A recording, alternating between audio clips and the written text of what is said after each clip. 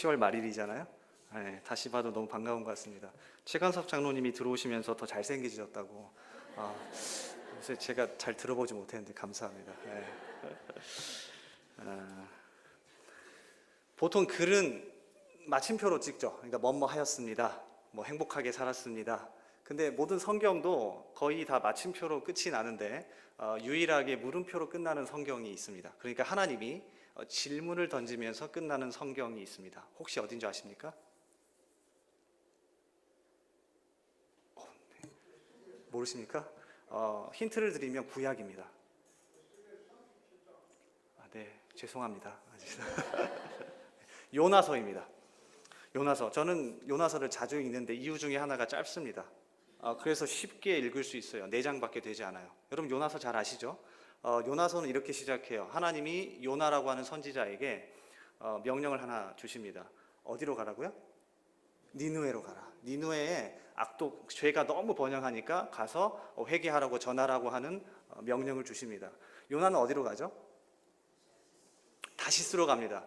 다시스는 지금의 스페인 지역이에요. 그러니까 정반대로 간 거예요. 그러다가 풍랑을 만나서 뛰어들고 물고기 뱃속에서 눈물 콧물 다 빼면서 회개합니다. 그리고 3장에 들어가면 드디어 니느웨로 가요. 성경에 니느웨를 정확하게 이렇게 표현합니다. 걸어서 3일 길이다라고 표현합니다. 3일 길이면 몇 킬로 정도 될까요? 보통 하루에 40킬로 정도를 걷는답니다. 그러니까 약 120킬로 정도 되는 거예요. 울산은 얼마나 넓을까요? 제가 내려오면서 울산 지도를 한번 봤어요. 그래서 바다 끝에서 서쪽 끝까지 봤더니 약 43km 정도 돼요. 그러니까 니느웨가 작습니까? 큽니까? 굉장히 커요. 요나가 회개하고 나서 하나님의 말씀을 전합니다. 며칠 전하죠? 하루 전합니다. 그러니까 걸어서 3일 길인데 단 하루 전해요. 그럼 제대로 열심히 한 건가요? 아니면 대충 한 건가요? 대충이에요. 근데 3장에 가면 니느웨가 뒤집어집니다. 왕부터 시작해서 그 신하 그리고 모든 백성 심지어 짐승들까지 금식합니다. 뭔 잘못이에요? 이렇게 뒤집어지고 요나가 그거에 대해서 불만 불평하면서 4장으로 넘어가고 하나님이 질문을 하면서 끝이 납니다. 자, 요나서 시작 다시 기억나시나요? 하나님이 어디에 보내죠? 니느웨. 그래서 니느웨가 회개하면 성경이 끝나는 게 맞아요. 그런데 왜 안 끝나고 하나님이 질문을 하면서 끝나는 걸까요? 누가 바뀌길 원하시는 걸까요? 니느웨인가요? 아니면 요나인가요? 맞습니다. 근데 이 한글로 요나는 기가 막혀요. 누가 바뀌어야 하냐면 저를 따라해 보실까요? 손을 들어주세요. 나. 요나서는 왜 끝나지 않냐면 요나가 변하지 않아서 끝나지 않습니다. 근데 정확하게 얘기하면 바로 요나가 변하지 않습니다. 오늘 같이 말씀을 저와 함께 나누고 은혜 받으실 건데 제발 옆에 계신 분에게 적용하지 마십시오. 가끔 단에서 내려오면 집사님이 찾아오셔서 목사님 너무 감사합니다. 제 남편에게 꼭 필요한 말씀입니다. 제 아들에게 꼭 필요한 말씀입니다. 라고 하시는 분들이 많아요. 근데 정확하게는요, 말씀을 여러분에게 적용하십시오. 그래서 오늘도 누가요? 내가 변화되는 시간 되기를 소원합니다. 옆에 계신 분에게 이렇게 인사합니다. 내가 바뀌겠습니다. 감사합니다.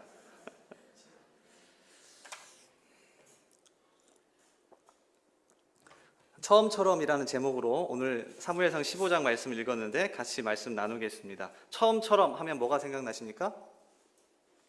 괜찮아요. 막 말씀하셔도 돼요. 여기 건전하세요. 소주 생각나지 않으세요? 네. 처음처럼 제가 오늘 설교 제목은 정확하게 소주에서 가져왔습니다. 근데 아쉽게도 처음처럼은 우리나라 국내 소주 시장의 1위는 아닙니다. 3위는 좋은데이입니다. 12.74%. 그리고 2위가 처음처럼입니다. 17.55%. 1위는 뭘까요? 화이트 아닙니다. 그거 그만 드세요. 1위는 뭘까요? 참이슬입니다. 50.11%니까 거의 대다수를 차지하고 있죠. 참이슬, 이 브랜드명을 사용하기 시작한 게 1998년입니다. 회사 이름 아시나요? 참이슬 어디에서 만들었는지? 진로 맞습니다. 오, 잘하시네요. 진로라고 하는 회사에서 만들었습니다. 근데 98년에 이 브랜드명을 만들면서 너무 잘 만들었어요. 회사 이름을 그대로 가져온 거예요. 참진, 이슬로거든요. 그래서 이름이 참이슬이 된 거예요. 자, 이름을 바꾸고 난 다음부터 참이슬이 거의 독주하기 시작합니다.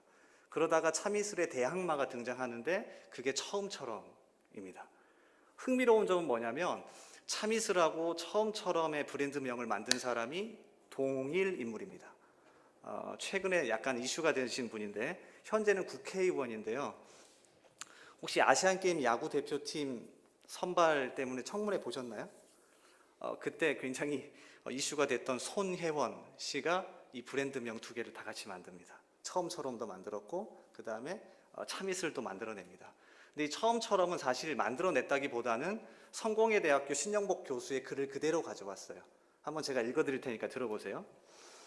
손혜원은 평소에 처음처럼이라는 성공회 대학교 신영복 교수의 글귀가 아주 마음에 들어 브랜드명에 써보고 싶었다고 한다.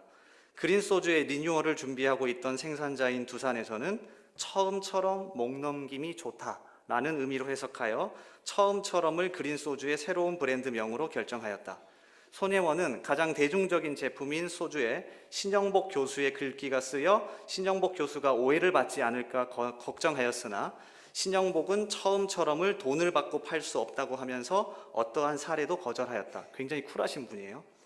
이에 두산소주는 신영복이 재직하고 있던 성공회 대학교에 장학금을 기부하였다. 그래서 1억을 줍니다. 장학금으로. 그러니까 성공회 대학교는 신학교이면서 소주 장학금을 받는 학교예요. 굉장히 독특하죠. 이분이 얼마나 쿨하냐면 처음처럼이라고 하는 소주에 보면 브랜드명 처음처럼이 써져 있는데 이 글씨도 써져요. 띄워주실래요? 네, 이 글씨체 아마 집에 가시다가 한번 마트에 들려보세요. 그럼 이거 이렇게 써져 있을 거예요. 네. 이분이 그냥 이것도 써줘요. 그대로 사용하라고 하면서 써줍니다. 처음처럼. 근데 저기에 뭐라고 써져 있냐면 제가 읽어드릴게요. 처음으로 하늘을 만나는 어린 새처럼, 처음으로 땅을 밟고 일어서는 새싹처럼, 우리는 하루가 저무는 저녁 무렵에도 아침처럼, 새봄처럼, 처음처럼 다시 새날을 시작하고 있다. 멋진 구절 아니에요? 신영복 교수는 사실 처음처럼 목 넘김이 좋다라는 의미로 쓴 게 아니라 그리스도인이라면 처음처럼이라는 단어와 너무 어울린다라고 생각해서 이 단어를 쓴 거예요. 목사님께 이제 부탁을 받고 잘 보니까 50주년 교회 설립 50주년 기념으로 특별 부흥 새벽 기도회도 하고 임직식도 하더라고요. 어떤 말씀을 같이 나누면 좋을까 생각하다가 처음처럼이란 단어가 떠올랐어요. 50년이나 됐잖아요. 근데 다시 그 처음처럼, 새날처럼, 새봄처럼 그 정신을 다시 회복하면 좋겠다라는 생각이 들어서 이 제목을 그대로 가져왔어요. 괜찮지 않나요? 그래서 우리 선한이웃 우리 교회가 정말 그 처음처럼, 새날처럼, 새봄처럼 다시 일어서기를 주님의 이름으로 소원합니다. 근데 이 처음처럼이란 단어가 정말로 필요한 한 사람이 있는데 오늘 우리가 같이 읽은 말씀의 주인공인 사울입니다. 여러분, 사울 하면 긍정적인 이미지가 강합니까? 부정적인 이미지가 강합니까? 혹시 자녀 이름 중에 사울이 있습니까? 없어요. 사울은 잘 안 지어요. 부정적이에요. 그럴 만도 한 게 사울의 이야기가 사무엘상 9장에서 시작해서 사무엘상이 끝나는 31장에 가면 죽고 끝나거든요. 굉장히 양이 많아요. 23장이나 되는데 비율로 보니까 74%나 돼요. 그러니까 여러분이 사무엘상을 읽기 시작하면 계속해서 사울이 등장해요. 근데 이 23장 중에서 무려 19장이 사울의 부정적인 이야기가 나와요. 그렇기 때문에 우리가 사울 하면 어때요, 이미지가? 굉장히 부정적이에요. 거기다가 우리가 너무 좋아하는 다윗을 죽이려고 달려들었기 때문에 사울 하면 경기를 일으키죠. 사울을 좋아하는 사람은 없습니다. 근데 사울 왕의 그 첫 시작이 정말 멋있고 정말 대단했다는 거 아십니까? 그거 한번 같이 살펴볼까 하는데 사무엘상 9장을 펴보세요. 9장에 보면 사울이 처음 등장하는 장면이 나와요. 여러분이 놀라실 수도 있어요. 사울이 이런 사람이었나? 놀라실 수도 있어요. 자, 사무엘상 9장 보세요. 앞에 안 나올 거예요. 제가 이거는 일부러 뒤에 PPT 자료를 안 드렸어요. 네, 안 드려요. 자, 같이 보겠습니다. 제가 읽어드릴게요. 1절 보세요. 베냐민 지파에 기스라 이름하는 유력한 사람이 있으니 그는 아비엘의 아들이요 스롤의 손자요 베고라스의 증손이요 아비야의 현손이며 베냐민 사람이더라. 자, 사울의 족보가 나오는데 어디 지파죠? 베냐민 지파입니다. 이거 굉장히 의미가 있어요. 사사기 뒷부분에 보면 이스라엘 베냐민을 제외한 다른 지파들이 다 모여서 베냐민 지파를 공격합니다. 그래서 남자만 몇 명 남죠? 600명만 남고 완전히 몰살을 시켜요. 그러니까 이때는 가장 약하고 보잘것없는 지파가 베냐민이에요. 근데 하나님이 가장 약한 베냐민 지파에서 이스라엘의 초대 왕을 내시는 거예요. 의미가 있어요. 자, 족보를 소개합니다. 그리고 2절 보세요. 기스에게 아들이 있으니 그의 이름은 사울이요 준수한 소년이라. 무슨 뜻이냐면 잘생겼다는 뜻이에요.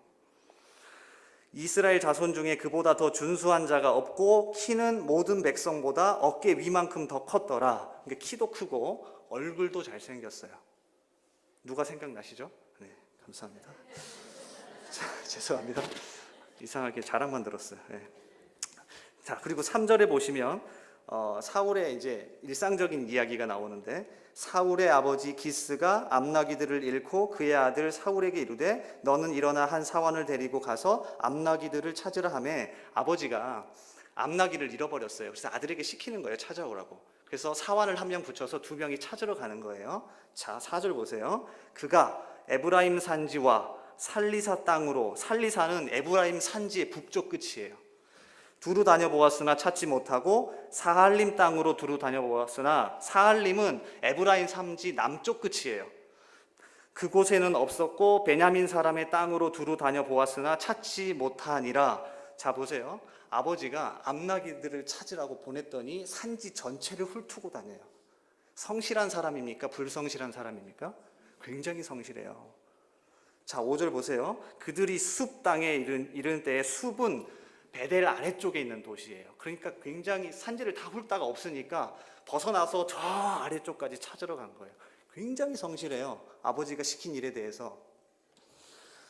찾습니까? 못 찾습니까? 못 찾아요.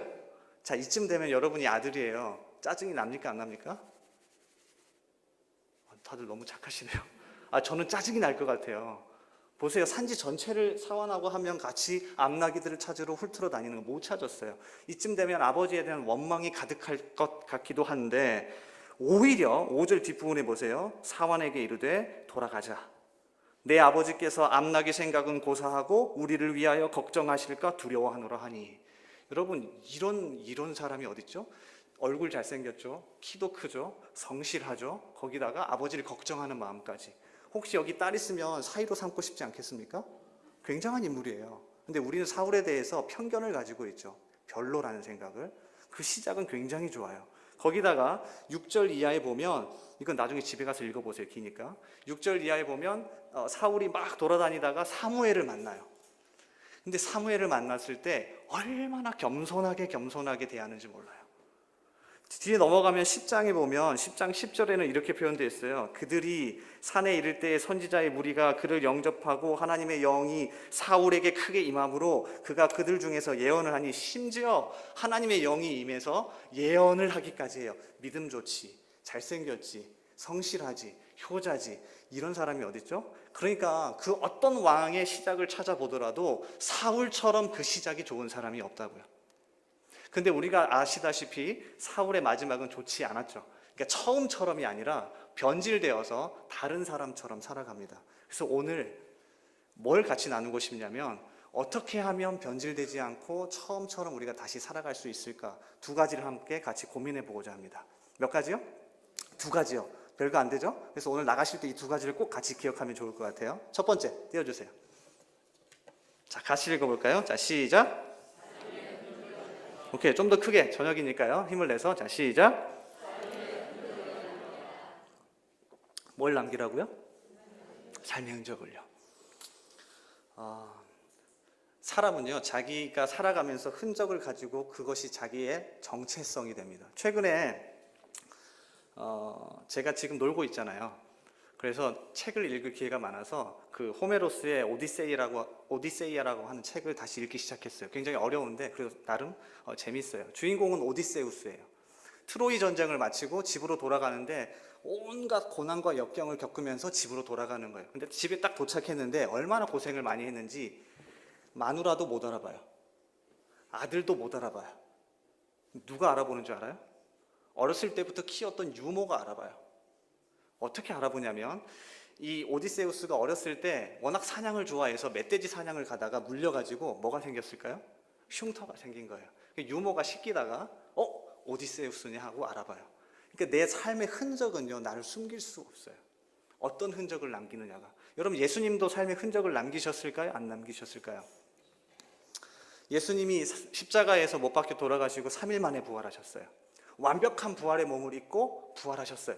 여러분, 상식적으로 그러면 3일 전에 못 박힌 자국하고 그다음에 창에 찔린 자국이 없어져야 할까요? 남아 있어야 할까요? 완벽한 부활의 몸을 입고 부활하셨다니까요. 깨끗하게 남아 있어야 돼요? 아니면 없어져야 돼요? 자, 찾아볼까요? 요한복음 20장 27절 같이 읽어볼게요. 자, 시작. 도마에게 이르시되 내 손가락을 이리 내밀어 내 손을 보고 내 손을 내밀어 내 옆구리에 넣어보라. 그리하여 믿음 없는 자가 되지 말고 믿는 자가 되라. 아멘. 예수님이 부활하신 다음에 제자에게, 의심하는 도마에게 뭐라고 얘기하시냐면, 내가 부활의 몸을 입고 부활했어도 여전히 뭐가 남아있다는 거예요?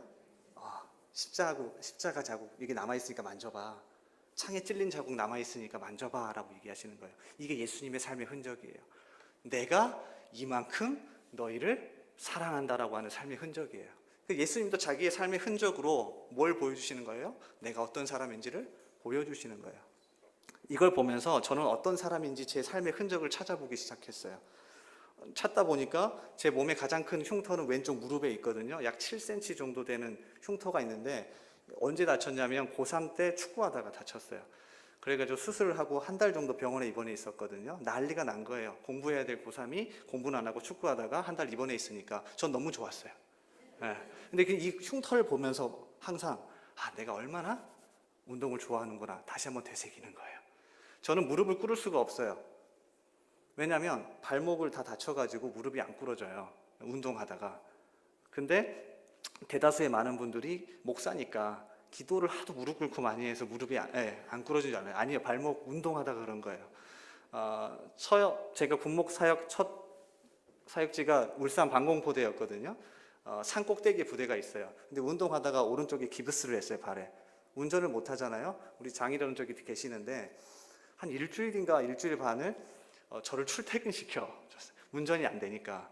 그때 다치면서 절대 다치면 안 되겠다 라는 생각을 했는데, 무릎도 왼쪽이 다쳤죠. 양쪽 발목도 다쳤죠. 나중에 가시면서 제 화면 보시면 제 코를 보시면 제 코가 살짝 휘어 있어요.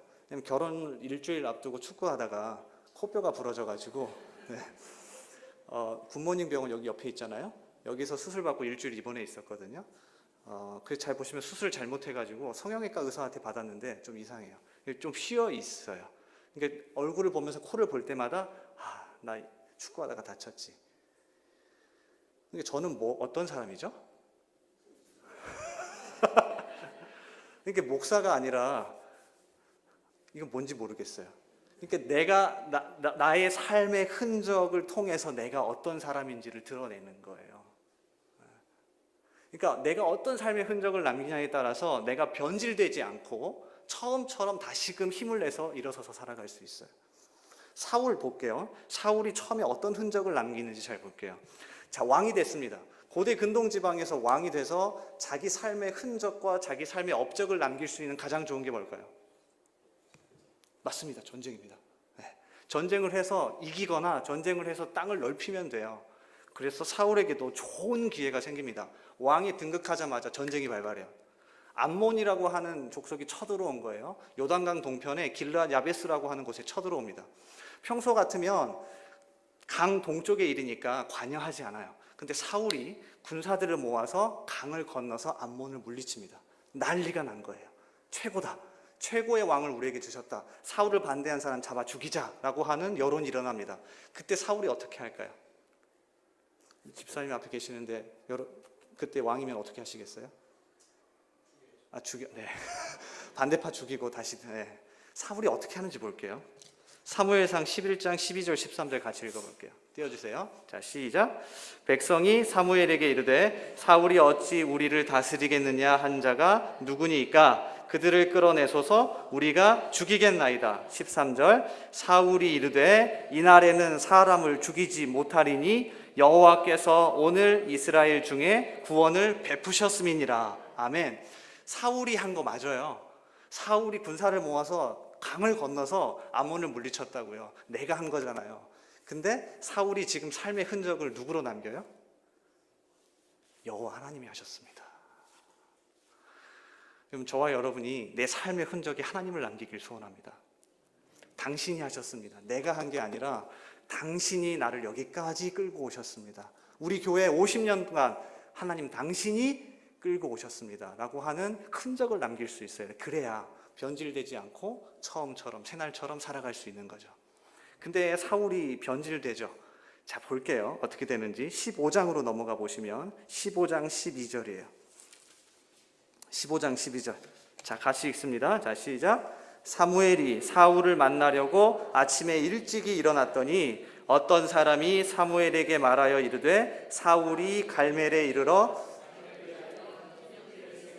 발길을 돌려 길갈로 내려갔다 하는지라. 아멘. 자, 15장에 오니까 역시 또 기념비를 세우는데 이번에는 누구를 위하여? 계속 띄워주실 수 있나요? 누구를 위하여? 자기를 위하여. 변질되기 시작하는 거예요. 여러분 삶의 흔적에 누구를요? 주님을 남기시길 소원합니다. 네, 정말이요. 정말이요. 신약 성경의 13권을 쓴 사도 바울이 가는 곳마다 공격을 받았던 게 있는데 뭐냐면 너가 진짜 사도냐라는 거예요. 왜냐하면 바울은 예수 믿기 전에는 예수 믿던 사람들을 죽이러 다녔기 때문에 사실 의심과 공격을 많이 받아요. 특히 갈라디아 교회에서 공격을 굉장히 많이 받아요. 가짜 사도다. 진짜가 아니다. 근데 바울이 자기를 어떻게 변호하는 줄 아세요? 여러분 뭐라고 변호하시겠어요? 아니야, 나 정말 예수 잘 믿어. 아니야, 나 정말 예수님이 임명하신 사도가 맞아. 어떻게 변호하시겠어요? 바울이 이렇게 변호해요. 띄워주실래요? 말씀 제가 읽어드릴게요. 이후로는 누구든지 나를 괴롭게 하지 말라. 내가 내 몸에 누구의 흔적이요? 예수의 흔적을 지니고 있노라. 바울이 단 한마디예요. 내가 뭐 잘났다, 내가 이렇다, 내가 이렇게 예수를 잘 믿는다가 아니라 잘 봐봐. 나의 삶의 흔적을. 예수의 흔적이 남아있잖아. 스위스 제네바에 가면 종교개혁 중심지니까 종교개혁을 일으킨 수많은 분들이 많이 있는데 또 유명한 사람이 한 분 있어요. 앙리 듀낭이라고 하는 분인데 어떤 분이냐면 적십자 아세요, 여러분? 적십자 회비 내시나요? 네, 감사합니다. 뭐 제가 적십자에서 나오진 않았지만 이 적십자를 창설하신 분이에요. 그리고 노벨 평화상 1회 수상자예요. 앙리 듀낭. 근데 이분이 이렇게 얘기해요. 마지막에 죽기 전에 제 장래에는 어떤 절차도 행하지 마십시오. 제 이름을 남기지 마십시오. 다 하나님이 하셨습니다. 그러니까 이분의 삶은 마지막까지 누구를 남기고 가는 거예요? 주님을, 하나님을. 저와 여러분이 예수 그리스도의 흔적을 남기길 소원합니다. 내 이름이 아니라, 내가 잘난 게 아니라 당신이 하셨습니다 라고 살아가는 저와 여러분 되기를 주님의 이름으로 소원합니다. 두 번째입니다. 오늘 몇 개 살펴보기로 했죠? 자, 벌써 마지막입니다. 두 번째. 자, 같이 읽어보겠습니다. 자, 시작. 어디 앞에 서야 한다고요? 정말 많이 듣는 말이죠. 귀가 따갑도록 듣는 말이죠. 네. 제가 군목으로 7년 사역했는데 가는 교회마다 거의 한 달은 말씀 같이 읽자, 제발 말씀 앞에 서자라고 하는 얘기를 굉장히 많이 했던 것 같아요. 오늘 15장 말씀을 읽어봐도 사무엘이 사울 왕에게 와서 따갑도록 잔소리를 합니다. 근데 대다수가 반복되는 말이 이런 것들이에요. 15장 23절 왕이 여호와의 말씀을 버렸으므로 여호와께서도 왕을 버려 왕이 되지 못하게 하셨나이다 하니, 바로 앞구절인 22절에서도 사무엘이 사울에게 이렇게 얘기합니다. 사무엘이 이르되 여호와께서 번제와 다른 제사를 그의 목소리를 청종하는 것을 좋아하심같이 좋아하시겠나이까? 순종이 제사보다 낫고 듣는 것이 순양의 기름보다 나으니. 메시지 성경에 보면 이렇게 번역합니다. 하나님께서 원하시는 것이 보여주기 위한 공허한 제사 의식이겠습니까? 그분께서 원하시는 것은 그분의 말씀을 잘 듣는 것입니다. 중요한 것은 듣는 것이지 거창한 종교 공연을 무대에 올리는 것이 아닙니다. 처음 마음을 잃지 않고 변질되며 살지 않기 위해서는 매일매일 말씀 앞에 여러분을 비춰봐야 합니다. 말은 쉽지 참 어렵죠. 근데 매일매일 여러분 말씀 앞에 여러분 자신을 비춰보고 그 말씀 한 구절이라도 살아내기 위해 몸부림치셔야 돼요. 그래야 변질되지 않습니다. 그건 앞에 서 있는 목사도 마찬가지입니다.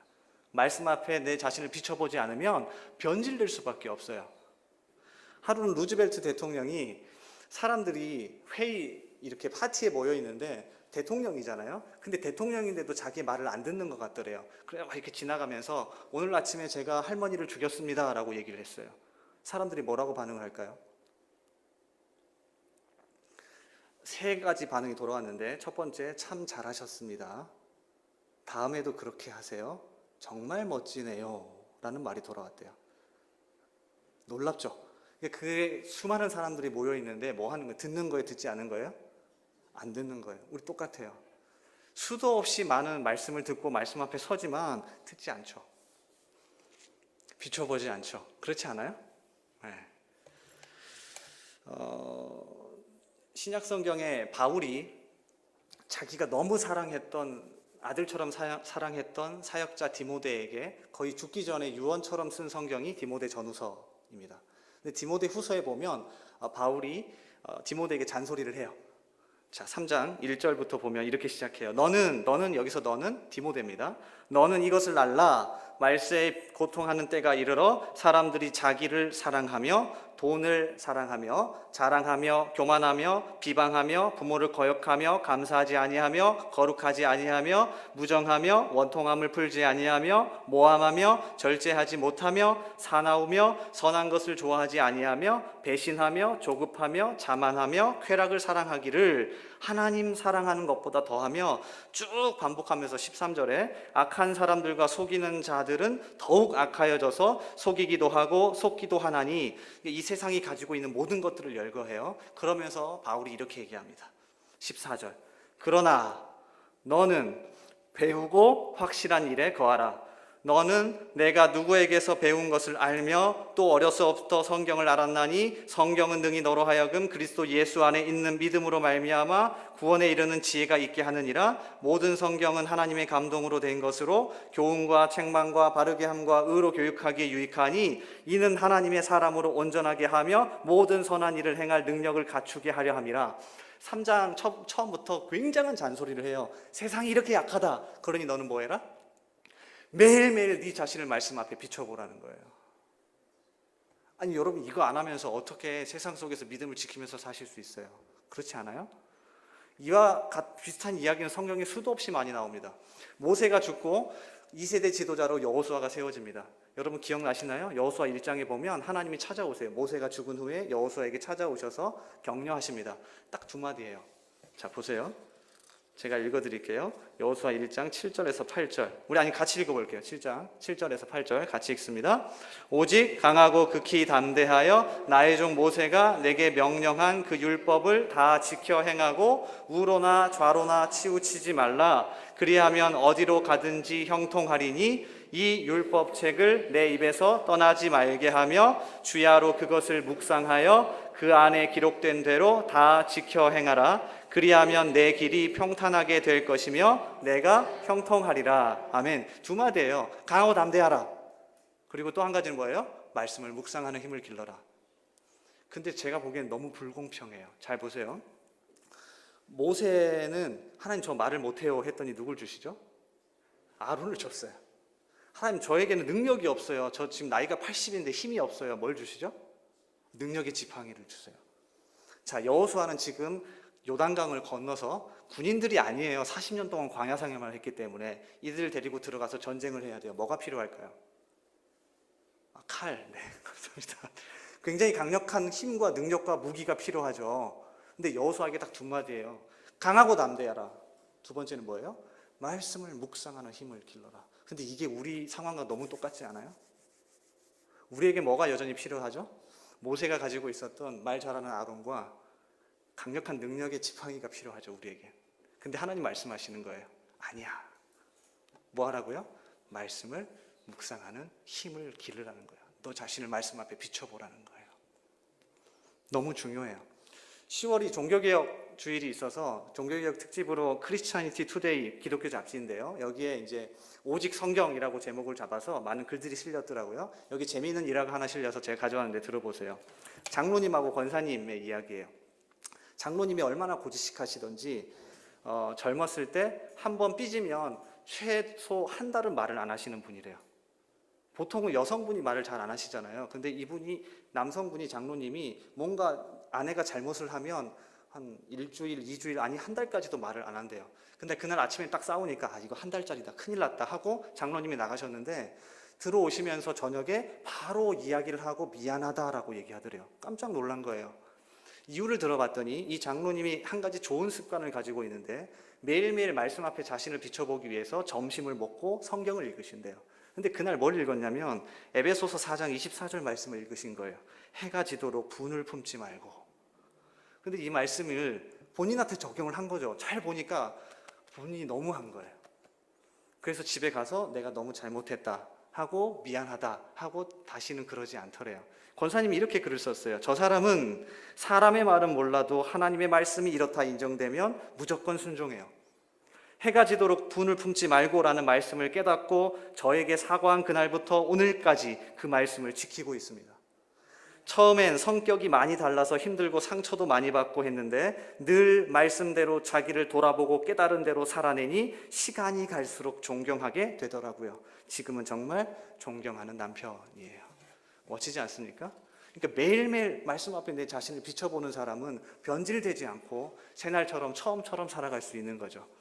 그런가 하면 글 하나가 또 실렸는데 들어보세요. 종교개혁자 마틴 루터는 로마서 1장 17절 오직 의인은 믿음으로 말미암아 살리라 함과 같으니라는 말씀으로 강력한 변화를 받았습니다.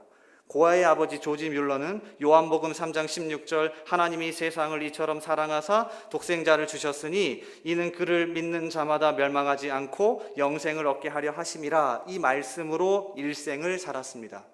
설교가 스펄전은 이사야 45장 22절 땅의 모든 끝이여 내게로 돌이켜 구원을 받으라 나는 하나님이라 다른 이가 없느니라 이 말씀이 그의 일생을 지배하였습니다. 썬다싱은 인도 선교의 아버지라 불리는 분이에요. 마태복음 11장 28절 수고하고 무거운 짐진 자들아 다 내게로 오라 내가 너희를 쉬게 하리라 이 말씀을 붙들고 일생을 살았습니다. 이 글을 왜 실었을까요? 찰스 스펄전이 대단하다? 마틴 루터가 대단하다? 그게 아니라 평범했던 한 사람이 매일매일 말씀 앞에 자신을 비추어 보고 깨달으면서 큰 일을 만들어 가더라는 것을 강조하는 거예요. 그래서 마지막에 이렇게 끝을 내요. 마지막 문장에 여러분의 이야기를 넣어주세요. 그래서 제가 나름 넣어봤어요. 제가 제일 좋아하는 말씀을 넣었어요. 에스라 7장 10절 에스라가 여호와의 율법을 연구하여 준행하며 율례와 규례를 이스라엘에게로 가르치기로 결심하였었더라. 이 말씀이 정성훈의 일생을 지배하였습니다. 여러분도 집에 가셔서 한번 넣어보세요. 말씀 앞에 여러분을 비춰보시고 어떤 말씀이 여러분을 매일매일 새롭게 하는지. 그래서 매일매일 변화되고 매일매일 새날처럼 새봄처럼 살아가는 저와 여러분 되기를 주님의 이름으로 소원합니다. 한 분을 소개하고 마칠까 하는데요. 사진 보여주실래요? 빌황이라는 분이에요. 빌황 들어보셨나요 혹시? 한국 이름은 황성국이라는 분인데 국민일보 10월 19일자에 실렸어요. 인터뷰를 해서 실린 분인데 이분이 미국 월가에서 가장 성공한 한국계 헤지펀드 매니저래요. 그러니까 미국 월스트리트에서 한국계로서는 가장 성공하신 분이에요. 이분을 왜 소개하냐면 작년에 출시된 혹시 드라마 바이블이라고 아세요? 모르시나요? 네. 드라마 바이블 아시나요? 좋은 거 있으면 좀 나누고 그러세요. 네. 드라마 바이블이 뭐냐면 오디오 성경이에요. 보통 오디오 성경 돈을 주고 사시죠. 근데 제가 드라마 바이블 되게 놀랬던 게 뭐냐면 질이 굉장히 좋아요. 기독교 연예인들 한 100여 명 그리고 성우들이 모여서 녹음을 했어요. 아주 좋아. 들어보세요. 굉장히 괜찮아요. 근데 무료로 배포해요. 그래서 그냥 무료로 다운받으실 수 있어요. 그래서 제가 작년에 그걸 다운받으면서 이런 사람이 다 있나 했는데 알고 보니까 이분이더라고요. 근데 계기가 있어요. 이분이 이제 펀드 매니저 일을 하면서 약 10여 년 전에 회사가 분란에 휩쓸려서 법정에서 5년 동안 공방을 벌인 거예요. 졌어요. 그래가지고 정말 어마어마한 돈을 물어줘요, 상대방에게. 근데 이 과정이 너무 힘드니까 이분도 아버님이 목사님이셔서 이제 장로님이시거든요. 그래서 말씀을 읽어서 위로함을 받아야겠다 했는데 성경을 펴는데 읽힐까요? 안 읽힐까요? 안 읽혀요. 여러분 그러실 때 있지 않아요? 너무 힘들어서 기도하려고 했는데 기도도 잘 안 되고 말씀을 읽으려고 하는데 잘 안 읽어져요. 이분도 성경책을 펴는데 안 읽히더래요. 그래서 뭘 했냐면 어렵게 영어 오디오 성경을 구해서 듣기 시작한 거예요. 그냥 처음에 듣기 시작했는데 그 말씀이 본인을 치유하기 시작하더래요. 이거 해야 되겠다. 그래서 이분이 돈을 투자해서 작년에 드라마 바이블을 만들어서 배포했어요. 지금은 일본어 드라마 바이블을 만들어서 배포하려고 계획 중에 있으시고 역시 영어로도 만들어서 배포하려고 계획 중에 있으시더라고요. 이분이 마지막에 인터뷰를 하면서 이렇게 얘기해요. 성경을 읽을 땐 홀로 보는 것보다 훈련을 받는 것처럼 다 같이 말씀을 듣고 접하는 게 효과적입니다. 더 많은 그리스도인들이 오디오 성경으로 말씀을 매일 밥처럼 섭취해 주님의 제자로 성장할 수 있기를 간절히 바랍니다. 라고 되어 있더라고요. 여러분 제발 부탁드립니다. 매일매일 말씀 앞에 여러분 자신을 비춰볼 수 있기를 소원합니다. 그래서 50년을 맞는 우리 이 교회가 모든 성도가 정말 말씀 앞에 내 자신을 비춰보고 변화받고 내 삶의 흔적에 내 이름이 아니라 주님의 흔적을 남겨서 새롭게 일어나는 우리 선한 이웃 우리 교회 되기를 주님의 이름으로 소원합니다. 우리 같이 기도했으면 좋겠습니다.